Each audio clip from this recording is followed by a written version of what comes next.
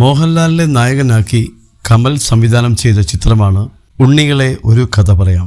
തിലകൻ, കാർത്തിക എന്നിവർ പ്രധാന വേഷങ്ങളിൽ എത്തിയ ചിത്രം അന്നത്തെ ബോക്സ് ഓഫീസിൽ വലിയ ഹിറ്റായിരുന്നു. കമൽ സംവിധാനം ചെയ്യുന്ന രണ്ടാമത്തെ ചിത്രം കൂടിയാണ് ഉണ്ണികളെ ഒരു കഥ പറയാം. തെരുവുകുട്ടികളും മോഹൻലാൽ ചെയ്ത എബി എന്ന കഥാപാത്രവും തമ്മിലുള്ള ആത്മബന്ധം പറയുന്ന ചിത്രത്തിൻ്റെ ഭൂരിഭാഗവും ഷൂട്ട് ചെയ്തത് കൊടൈക്കനാലിൽ വച്ചായിരുന്നു. ഇപ്പോഴിതാ ചിത്രത്തിൻ്റെ സഹസംവിധായകനായി പ്രവർത്തിച്ച വിജി തമ്പി ഷൂട്ടിംഗ് സമയത്തെ ചില അനുഭവങ്ങൾ തുറന്നു പറയുകയാണ്. സഫാരി ടിവിയിലെ ചരിത്രം എന്നിലൂടെ എന്ന പരിപാടിയിലാണ് വിജി തമ്പി അനുഭവങ്ങൾ തുറന്നു പറയുന്നത്. കൊടൈക്കനാലിലെ ഷൂട്ടിംഗ് സമയത്ത് മോഹൻലാലിനെ ആളുമാറി ഒരു കൂട്ടം ടാക്സി ഡ്രൈവർമാർ തല്ലാൻ വന്ന സംഭവമാണ് വിജി തമ്പി വിശദീകരിക്കുന്നത്. മോഹൻലാൽ എന്ന നടൻ്റെ താരോദയ സമയത്താണ് ഈ അനുഭവങ്ങൾ ഉണ്ടാകുന്നത്.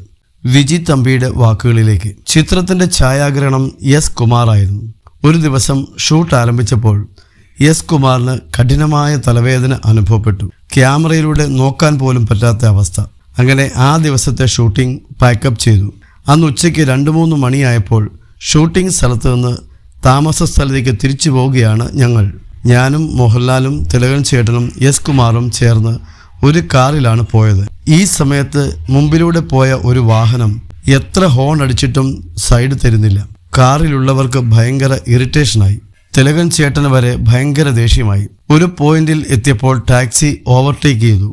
അപ്പോൾ തിലകൻ ചേട്ടൻ പറഞ്ഞു വണ്ടി നിർത്താൻ. ഈ വണ്ടി മറ്റേ വണ്ടിയുടെ കുറുകെ കൊണ്ട് നിർത്തി. ഈ സമയത്ത് കാറിൽ നിന്നും ഇറങ്ങിയ തിലകൻ ചേട്ടനും കുമാറും ടാക്സി ഡ്രൈവറുമായി വാക്കുതർക്കത്തിൽ ഏർപ്പെട്ടു. ശേഷം ഞങ്ങൾ കൊടൈക്കനാലിലെ താമസ സ്ഥലത്ത് എത്തി. രാത്രി 10 മണിയായപ്പോൾ ഞങ്ങൾ കാണുന്നത് പുറത്തു ഭയങ്കര ബഹളം. കുറേ വണ്ടികളും ബഹളവും ആകെപ്പാടെ പ്രശ്നം.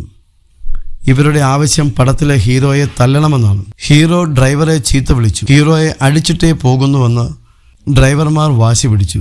ഇവരുടെ കയ്യിൽ വീൽ സ്പാനറും മറ്റും ഉണ്ടായിരുന്നു. ഇത് കേട്ടതോടെ ലാലിന് ആകെ ടെൻഷനായി. ഞാനൊന്നും പറഞ്ഞില്ലല്ലോ, ഞാൻ വണ്ടിയിൽ നിന്ന് പോലും ഇറങ്ങിയില്ലല്ലോ എന്ന് ലാൽ പറഞ്ഞു. അന്ന് ലാൽ തമിഴ്നാട്ടിൽ അത്ര പോപ്പുലർ ആയിരുന്നില്ല. ഡ്രൈവർമാർ ധരിച്ചു വച്ചിരിക്കുന്നത് ഹീറോ കുമാറാണെന്നാണ്. കുമാർ കാണാൻ ഭയങ്കര സ്മാർട്ടും തലയിൽ കെട്ടൊക്കെ കെട്ടിയാണ് ഉണ്ടായിരുന്നത്. അങ്ങനെ ലാൽ ഇറങ്ങി വന്നു. ലാലിനെ കണ്ടയുടൻ ഡ്രൈവർമാർ പറഞ്ഞു, ഇവനല്ല, ഇയാളെ ഞങ്ങൾ കണ്ടിട്ടില്ല എന്ന്. ഇവർക്ക് കുമാറിനെ കിട്ടണം. അവസാനം കുമാറിനെ പോയി വിളിച്ചു. പിന്നെ ഇത് എന്തൊക്കെയോ പറഞ്ഞ് പരിഹരിച്ചു.